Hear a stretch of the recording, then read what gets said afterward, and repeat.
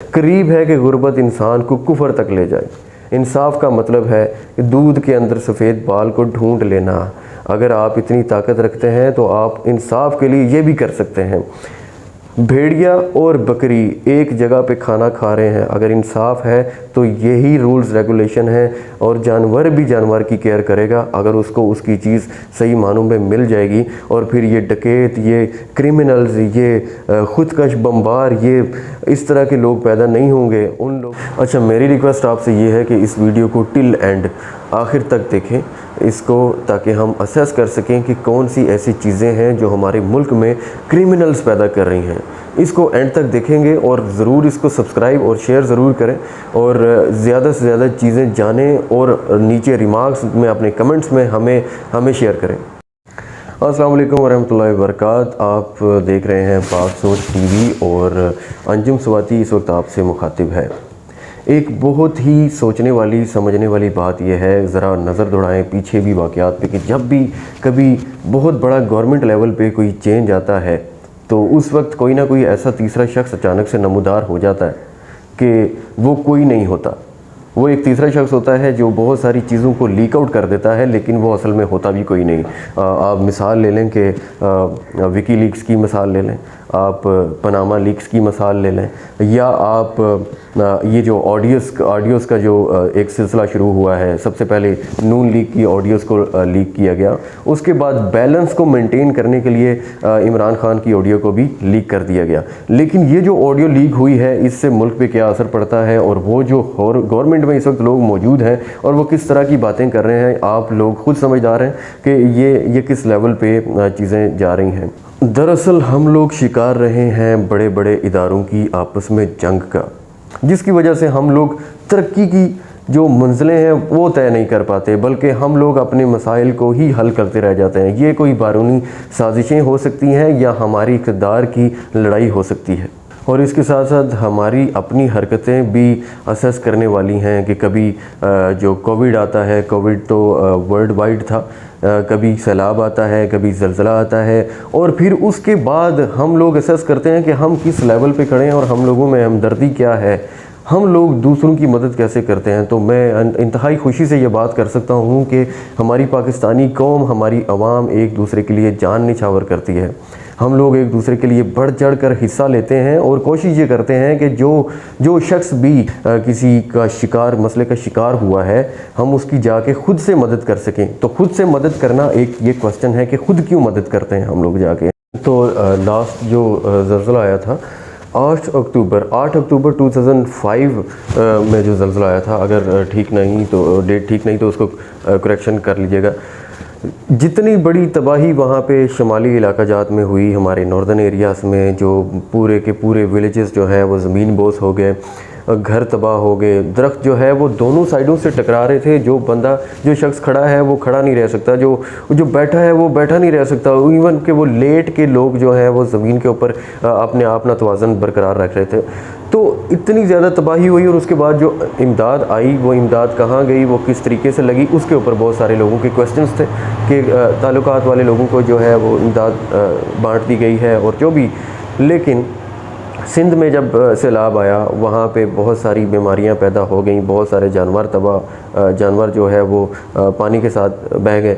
उस वक्त भी इमदाद के बारे में क्वेश्चन था, और इवन के दुनिया के लोग कहते थे कि हम इस गवर्नमेंट को हम पैसा नहीं देंगे, इस गवर्नमेंट को हम नहीं देंगे, हम जाके खुद तो डिवाइड कर देंगे, लेकिन जो हमारे पीपल पार्टी थी उस ज़रानी में, उसको हम कुछ नहीं देंगे। तो हर गवर्नमेंट जब तक जो भी गवर्नमेंट रही है, उसमें हमें यही इश्यूज़ रहे हैं कि अवाम को उसका हक़ नहीं मिलता रहा। आप नज़र दौड़ाएं कि पाकिस्तान की काबीना इस वक्त कितनी बड़ी काबीना है कि वज़रा की तादाद 74 पे जा पहुंची है, और वो वज़रा जो कि मतलब जिनके पास कोई काम नहीं करने वाला, वो वहाँ पे बैठे हुए हैं और काबीना का हिस्सा है वो। तो वज़ीर ऐसे ही बन जाता है कि आपने सुबह 9 to 5 आके आपने ड्यूटी करनी है और घर जाना है, अपने ख़र्चे पे घर चले जाएं आप, उसको जितनी भी मुराद मिलती हैं, जितनी सब्सिडीज़ मिलती हैं उस शख्स को, उसको ट्रांसपोर्ट अलाउंसेस, उसके रहने का, उसके हर चीज़ का खर्चा, उसके साथ जितनी गाड़ियाँ और जितनी सिक्योरिटी और जितने लोग, जितने अहलकार उसके साथ इन्वॉल्व होंगे, वो तमाम तर लोगों की सैलरीज़ और उस वज़ीर की ख़ुद सैलरीज़ और उसके तमाम तर प्रोटोकॉल्स क्या वज़रा ऐसे ही बन जाते हैं। तो ये किसका पैसा है? ये अवाम का पैसा। और मुझे एक चीज़ का जवाब चाहिए कि जितनी भी वीडियो लीक्स हुई, हुआ वो नून लीग की थी, हुआ वो पीटीआई की थी, उसमें अवाम का तस्करा कहाँ पे है? अवाम के मामलात असम्बलीज़ में कितनी दफ़ा डिस्कस किए जाते हैं कि अवाम को किसी तरह से रिलीफ मिले, और अगर कोई शख्स आके रिलीफ देता है तो उसको सबसे घटिया रिलीफ कहा जाता है। और आपको ये भी पता है कि इस वक्त जो किसान हजरात हैं हमारे, वो बाहर हैं, हड़ताल पे हैं इस्लामाबाद में। वो अपने मुतालबात लेकर पहुँचे कि इस वक्त बिजली जितनी ज़्यादा महंगी हो चुकी है, किसान वहाँ पे जाके स्ट्राइक पे हैं इस वक्त के हमारे लिए यूनिट सस्ता किया जाए, या हमारी मशीनरी हमें सस्ती दिलवाई जाए, या हमारे साथ इंसाफ किया जाए, डीज़ल हमारे लिए सस्ता किया जाए। मुल्क के हालात इतने ज़्यादा ख़राब हैं कि कैसे क्रिमिनल्स पैदा ना होंगे। हम लोग खुद क्रिमिनल्स पैदा करते हैं जब इंसाफ नहीं करते। हम खुद लोग क्रिमिनल्स पैदा करते हैं जब एक डकैत 50 डकैतियाँ करके, और वो अगर पकड़ा भी जाए तो वो कुछ पैसे देकर रिहा हो जाए। अगर उसको सूली पे लटकाया नहीं जाता, चौकों पे, तो फिर क्यों उसको देखा देखी मज़ीद डकैत पैदा नहीं होंगे? अगर उसको लटका दिया जाए तो बहुत सारे डकैत भी पीछे भाग जाएंगे कि यार ये तो सज़ाएं होना शुरू हो गई हैं, कोई सिफारिश, कोई रिश्वत। मेरे नबी सल्लल्लाहु अलैहि वसल्लम ने अपनी कि अगर मेरी बेटी भी होती तो मैं उसका भी हाथ काट देता। तो हमारे लिए इससे बड़ी बेहतरीन मिसाल क्या हो सकती है? क्या असम्बली में जो कानून है वो इस्लामिक कानून है? आप खुद असेस करें। मेरा आपसे क्वेश्चन है, नीचे कमेंट में रिमार्क्स दे दें कि ये क्या इस्लामिक कानून है, और जो नए कवानीन पास किए जा रहे हैं वो इस्लाम की रूह से पास किए जा रहे हैं। अफसोस की बात यह है कि हम लोग अपने आप को अपने मुल्क को इस्लामी जमहूरिया पाकिस्तान कहते हैं, तो हमारे ही अंदर बहुत सारे क्वेश्चंस जो है वो रेज़ हो जाते हैं।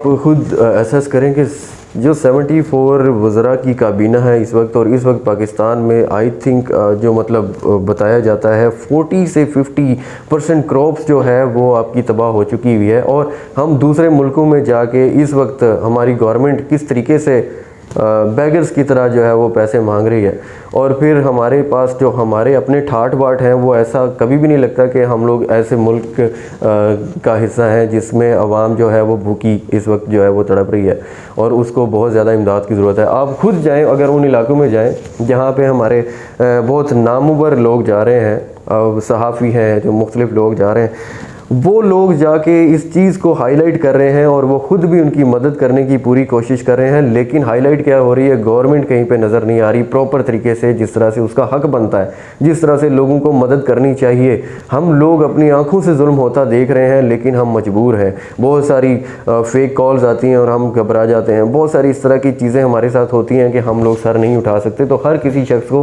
अपनी जान अजीज़ है, हर किसी शख्स को अपनी इज़्ज़त अजीज़ है, हर किसी शख्स को कहीं ना कहीं जाकर ब्लैकमेल कर लिया जाता है, तो इसलिए हम कभी मुतहद नहीं हो पाते।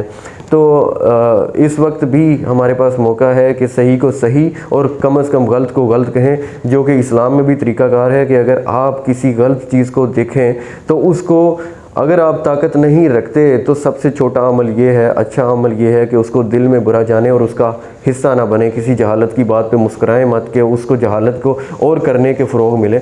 अगर किसी चीज़ को आप हाथ से रोक सकते हैं या ज़ुबान से रोक सकते हैं तो फिर उससे बेहतरीन चीज़ है कि आप ज़ुबान से रोकें। और अगर किसी चीज़ को हाथ से रोक सकते हैं और आप अपनी इतनी ताकत रखते हैं तो आप उसको हाथ से रोकें। हम लोग क्रिमिनल्स खुद बना रहे हैं। हम लोग गरीब को गरीब का हक नहीं देते।